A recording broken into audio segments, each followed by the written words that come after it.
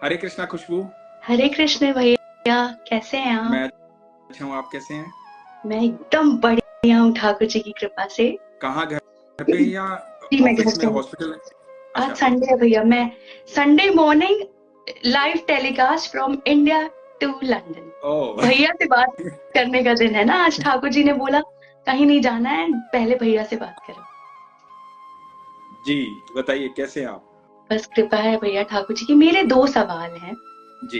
एक तो भैया ये सवाल है कि पिछली बार मैंने आपसे पूछा था राधा रमन जी के बारे में, और मुझे अ, जगन्नाथ जी के बारे में बताइए। मुझे ऐसा ऐसा सुनाई दिया कि भगवान जी 15 दिन बीमार हो जाते हैं।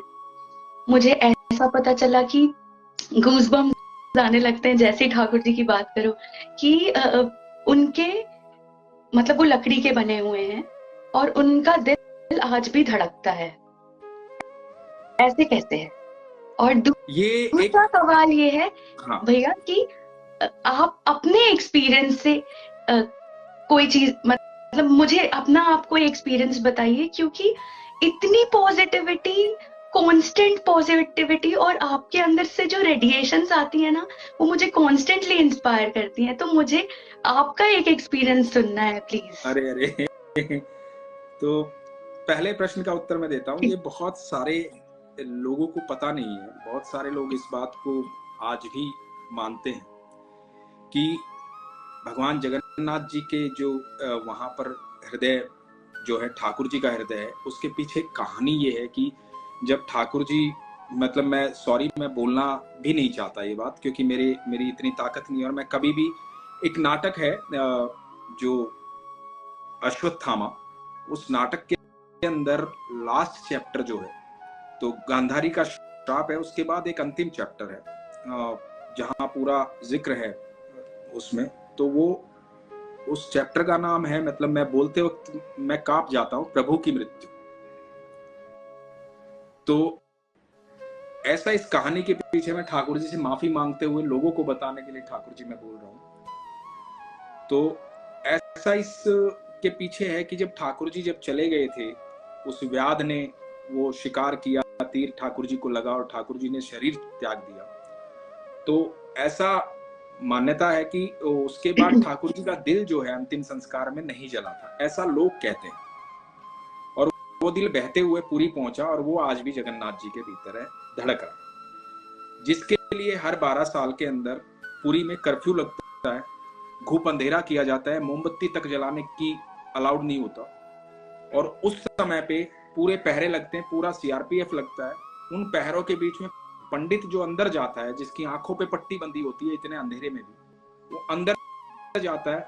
अंदर जाकर के विग्रह के अंदर से वो दिल जो है, जिसको दिल कहते हैं, दिल निकालता है और उसको दूसरे विग्रह में ट्रांसफर करता है। ये आज भी होता है। और जो उन पंडितों से विवरण सुना गया है, पुजारियों से, गोस्वामियों से विवरण सुना गया, वो ये कहते हैं कि एक ऐसा लगता है कि जैसे छोटा सा खरगोश होता है ना, ऐसे धड़कता हुआ बड़ा सॉफ्ट सा कुछ, वो है। क्योंकि किसी ने देखा नहीं, सिर्फ महसूस किया उन लोगों ने, वो सौभाग्यशाली लोग जिन्होंने उसको हाथ में लिया, ऐसे लोग।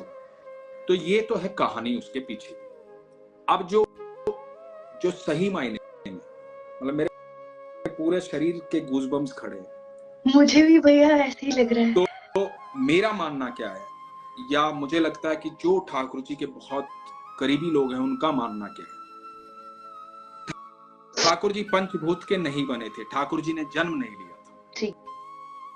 ठाकुर जी शरीर नहीं थे। ठाकुर जी ने जन्म ही नहीं लिया तो शरीर कैसे हो सकते हैं? जब वो मिट्टी खा करके मुख खोलते हैं तो अनंत ब्रह्मांड मां यशोदा देखती है उनके मुख में, तो शरीर कैसे हो सकते जी। हैं? तो शरीर नहीं थे, वो पंचभूत ही नहीं थे, तो वो है भी नहीं। फिर आपने यदि सुना हो तो देवकी की गोदी में अवतार लिया था भगवान ने। भगवान देवकी के पेट से जन्म नहीं लिया था, 8वीं संतान थे, लेकिन देवकी के पेट से, गर्भ से नहीं आए थे भगवान। भगवान अवतरित हुए थे। और भगवान, आप सोचो, जब मीरा जैसी भक्त उनके शरीर में विलीन हो सकती है, तो क्या भगवान का शरीर मतलब कोई उनका अंतिम संस्कार कर सकता है? वो अपने भक्तों को ऐसे ही बुला लेते हैं अपने पास, सशरीर। तो किसी की हिम्मत है, वो शरीर है ही नहीं। तो ये मेरा मानना है, वो जो भगवान के अंदर वहां पर है, क्योंकि हम शालिग्राम जो है, शालिग्राम भगवान विष्णु का रूप होते हैं, तो वो जीवित शालिग्राम है जो भगवान के अंदर विराजमान, तो भगवान ही विराजमान है वहां स्वयं।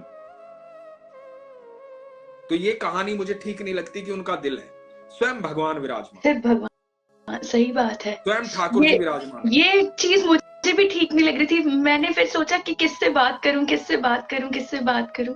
तो फिर आज ईश्वर साक्षात है, पुरी में साक्षात है वो।